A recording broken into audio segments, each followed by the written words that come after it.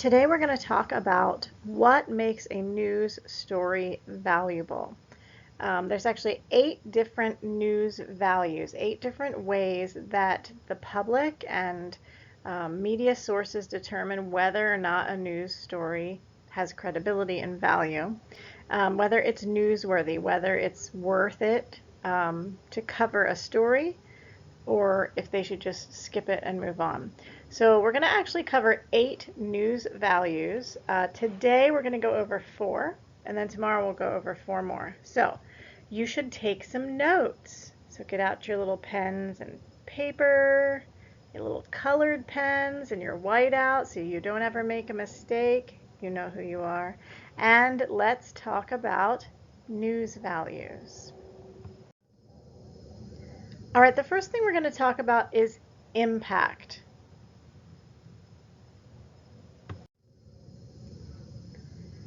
Impact refers to how many people are affected by a given story and how seriously they might be affected by a given story. Obviously, a story that is only affecting people in, let's say, a small town is not going to have as big an impact as a news story that affects the people living in New York City. So impact is one of the values that we look at. Examples of impact include natural disasters that are or compare to unprecedented events, like, maybe, I don't know, can you think of one? Perhaps a coronavirus? Totally unprecedented, worldwide shutdown. When you turn on the news, that is all we see because it has a huge impact on the everyday lives of pretty much everyone in the world. Passage of legislation on a state or national level, those are also things that have big impact. An election, and we know prior to the virus, all that was being covered in the news was the upcoming election. All right, weight, the weight of a news story. So weight is similar to impact, but the weight of a story includes how seriously the event is affecting the people. So impact talks about how many, how widespread is it, and how serious is it. But the weight is really the depth of pain or shock, sort of the long-lasting effect that it will have. So the weight of something that shows it's out of character or unexpected. That is how we measure the weight of a news story. Examples of weight would be an accidental death versus an injury. Which one is going to have more weight? A national sporting event versus a local sporting event. Which one of those is going to carry more weight, affect more people? All right, the third one is timeliness. Timeliness. So timeliness refers to, is it new? Is it something that's just happening? The quality of timeliness is that the story provides new, updated, relevant information, that it is not old news. In the current climate, things happen fast, and we've seen reporters get news stories very wrong because they've rushed too quickly to get a story out without fact checking and making sure that all the information is correct, because things happen so quickly and things change so quickly. In order for a story to really have timeliness, it needs to be covered quickly and gotten out there to the public quickly. So examples of timeliness. What happened today trumps last week's news.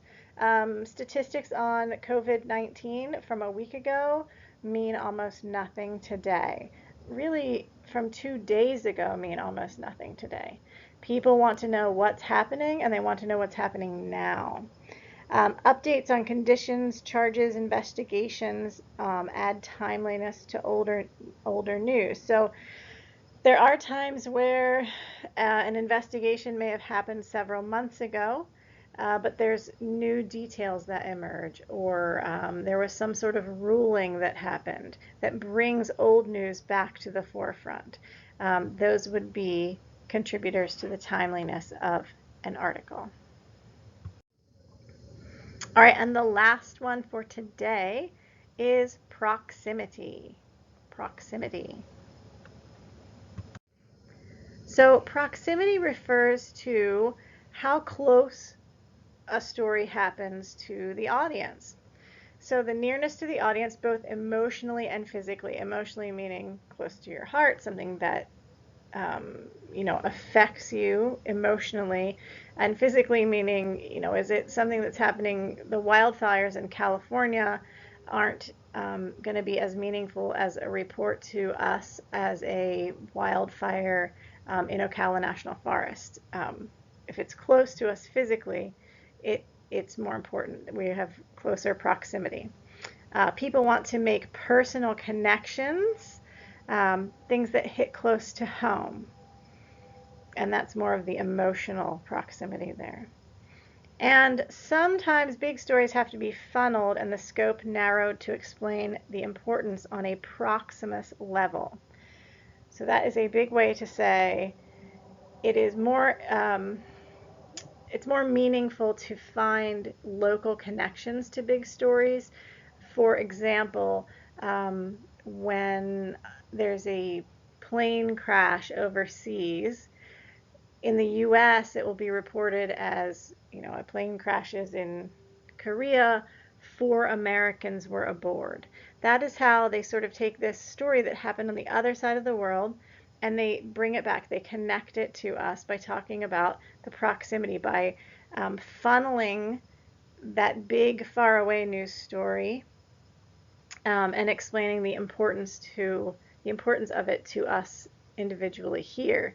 There were Americans involved, connections to U.S. military, those sorts of things are all things that may be in distance, physically far away, but in an emotional proximity, it brings it closer to us. So those are the four values that we're going to cover today.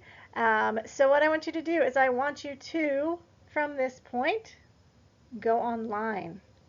Choose a news story that meets all 4 of those criteria, that has a proximity that is close to us, whether that is emotional or physical, that has timeliness, it is a recent article, that has some sort of weight to it, that is has a depth to it that affects us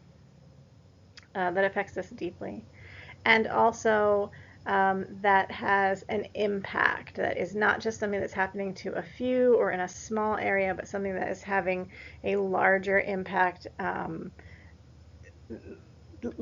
Could be as small as just our city, but definitely not any smaller than that. Something that has an impact at least as large as, a citywide impact. All right, that's all for today.